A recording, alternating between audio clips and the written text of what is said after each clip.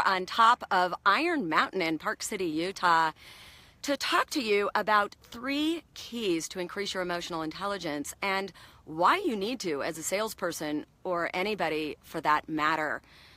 First of all, what's the difference between sales skills and emotional intelligence? And why do you need emotional intelligence?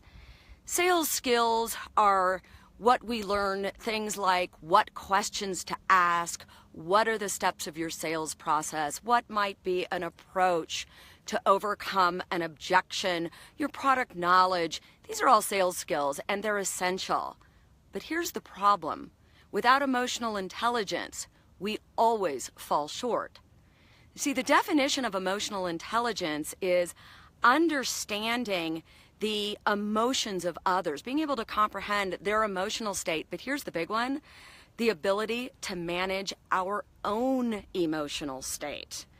Emotional intelligence skills include skills such as empathy, self-awareness, being aware of our own emotional state, self-regulation, patience, not having your impulses guide you. It has to do with drive. Talked a little bit about that yesterday. So all of these things are emotional intelligence skills. And if you think about it, we've all had it happen where we know exactly what to do, and then suddenly we get triggered and we don't do it. An example of that might be you're going along the sales process, everything's going really well, and we get an objection. We hear a no, and we get triggered. Hi, Rhea, nice to see you. Hi, John, Lee, nice to see you. We get triggered, and something in us balls up, and all of a sudden, instead of going through the process of responding to the objection in the way that we've learned, we get combative instead. Well, what's happening is whatever trigger, triggered us, whatever we got triggered by, we go into the fight or flight portion of our brain. It's our reptilian brain or our amygdala.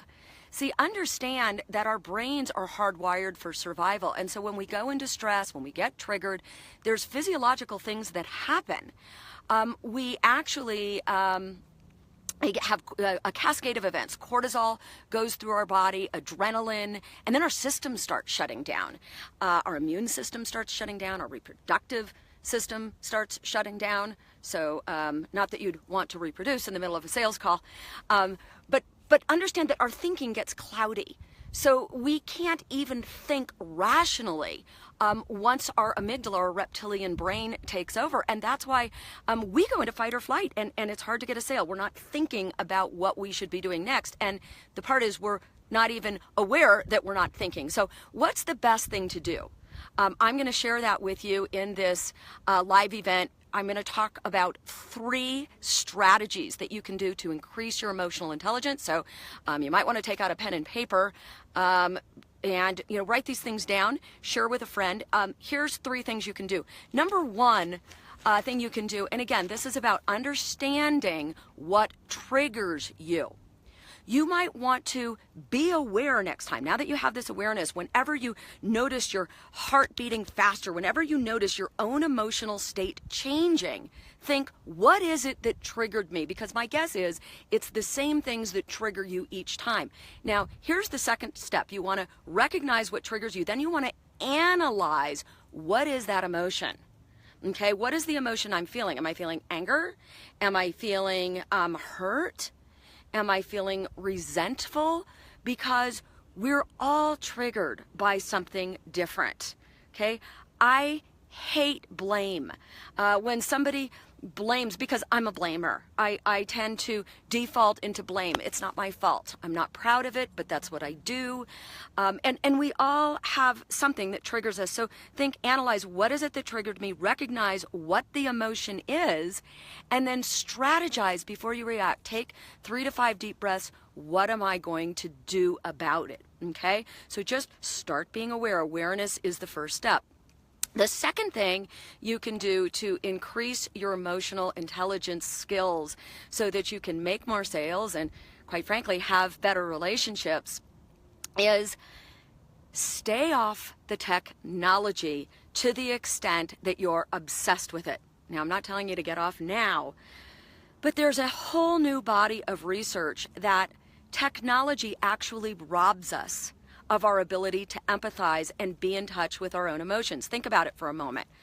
Shari Levitin says in her new book that we have lost 40% of our empathy as a group, particularly millennials. Sorry, I don't mean to judge, but because what happens is we're in this world of texting and social media instead of reacting with human emotion, so we're not as good at it.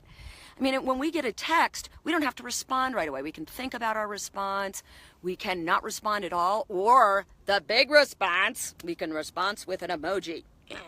I'm mad, I'm sad, instead of having to really deal with it. So basically, we don't have as much practice.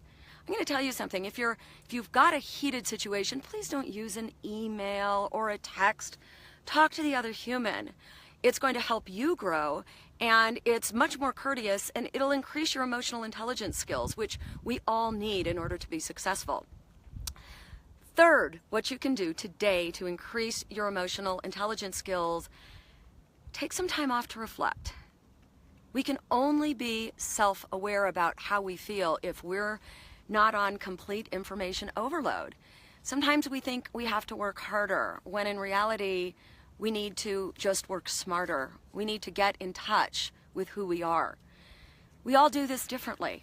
I like to exercise. I like to get out into nature. It's beautiful here. I'm on top of a mountain. I'm here with my dogs. Maybe you can see them. Mamie, Oso. I don't know if you can see them. There's Oso. He's a rescue dog. Woohoo! He's from Mexico. And Mamie. But whatever your temple is, wherever you go to re-get your energy, and it might be an art gallery, it might be a theme park, it might be books, it might be being with your loved one, but don't work yourself sick. Take some time to reflect. That's the third thing. The fourth thing you could do is you could buy my book, Heart and Sell. It's all about the balance of sales skills, all about the balance between what you need to do and say with who you need to be. Because I believe with all my heart, what you do matters. The techniques that we employ matters. But who you are, how you show up in the world, how you treat people, your integrity, your empathy, your self-awareness, that matters more. Shari Levitin here. Let me know what you think and make it a great day.